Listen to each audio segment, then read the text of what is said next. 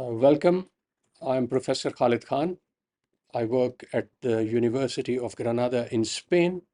Today, we are going to talk about the Research Ethics Committee and how a researcher can make a good application to get the approval of the committee. With me, I have Professor Aurora Bueno. Aurora, can you give an introduction of yourself? Thank you, Khaled. I am Professor Aurora Bueno Cabanillas. I am a full professor of preventive medicine and public health at the University of Granada. And since 4 years ago, I am the Ethics Committee Chair of Granada. Okay, thank you. Some of what we are going to present today will also be available as a chapter in my forthcoming book on integrity and ethics concerning randomized controlled trial. Well, when a researcher prepares a project, it's got to be outlined inside a protocol. Its resource implications got to be considered, and then approval is required from the ethics committee, a research ethics committee, in order to proceed with the study. So the researcher makes an application which normally would include the protocol, patient information sheet, a consent form, plans for data protection. Also need to give some information about the researchers and their team, possibly in way of a CV submitted with the application. And if funding has already been awarded, then the grant letter. Aurora, at this stage, I presume many applications that you receive in the committee have some deficiencies. What recommendation do you have for researchers so they make a complete application on the first submission? Uh, yes, you are right. The many applications are the sufficient details in the protocol.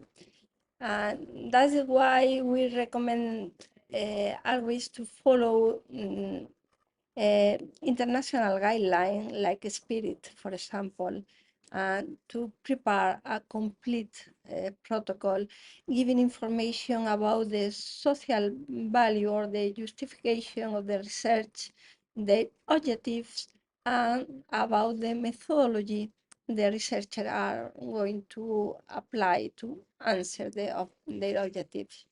Okay, so on submission of the application, perhaps there will be some going back and forth between committee and the researcher until a final full application is ready.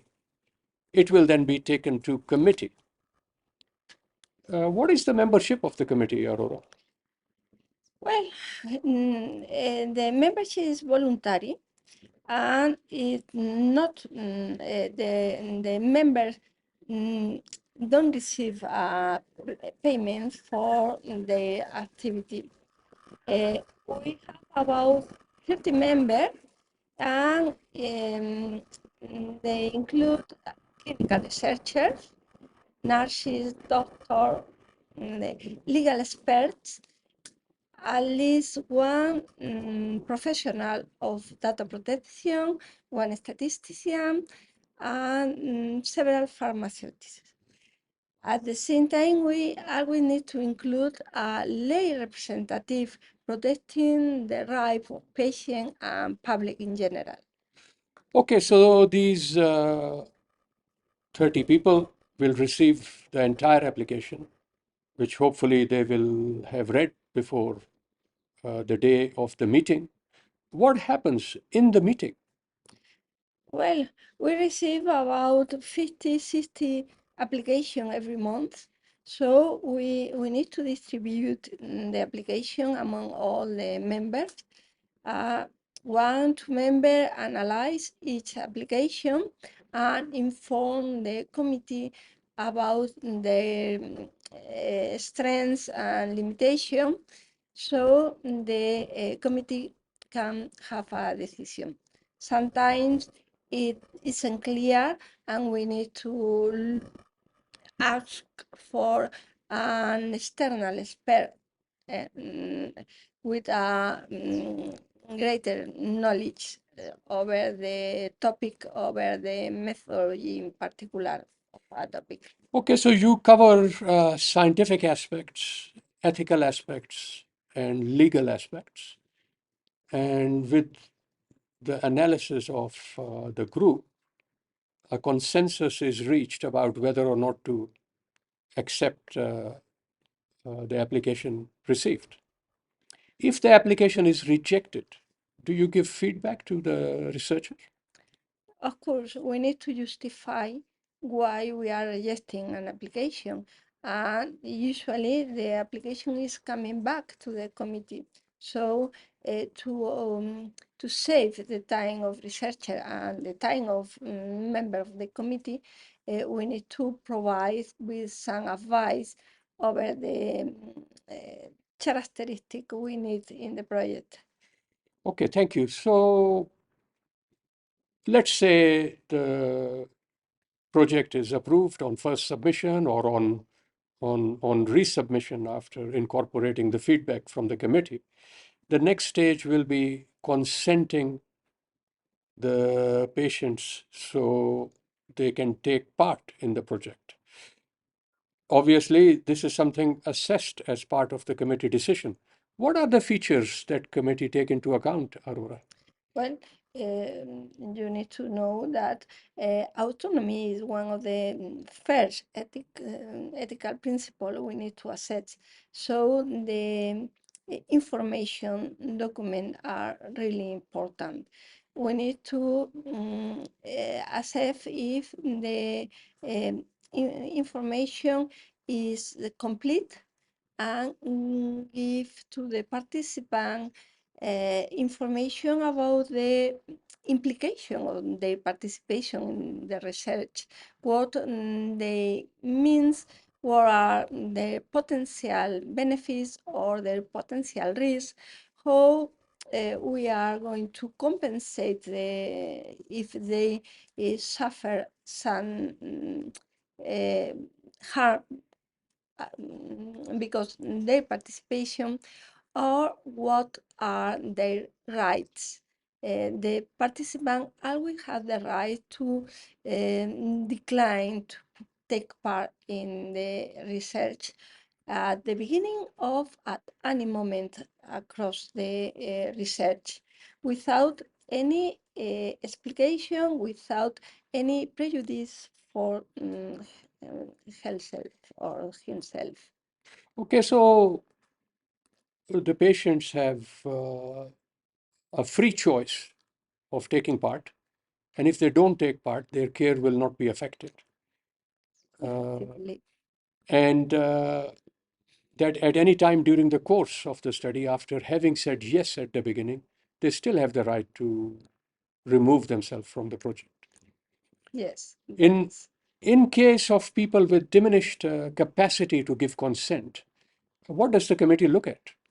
Well, we need to protect these people particularly. These people only is going to take part in a research when their collective is receiving the potential benefit. If not, they are not allowed to take part in a research. Sometimes the participant with diminished autonomy still have the sufficient or the capacity for to decide if they want or they don't want to take part in the research, and researchers need to take this into account. Not only the legal permission of the parent or the legal tutor. Okay, so for example, if the child has capacity to understand, then clearly, even though the parent will sign the paperwork as legal representative, researcher have responsibility to fully engage the child participant. You are right, of course, yes. Okay, So, are there any circumstances in which the need for consent can be waived by the committee? Well, the autonomy principle is need to be present always. But in some situation, for retrospective studies, when you can anonymize data totally, the committee could give permission to conduct the research without an informed consent. Okay, thank you, Aurora. When the consent is obtained and the study commences, data are collected, analyzed, and then results published, we then have the possibility of using the research findings to bring about potential benefits to society and to healthcare. So with this, we bring this video to close. We promise to bring you more on various specific aspects of ethics application in future videos. And I'd like to thank Aurora for joining me today in explaining what is an essential compulsory step in proceeding with a research project. Okay, Khalid, thank you for inviting me.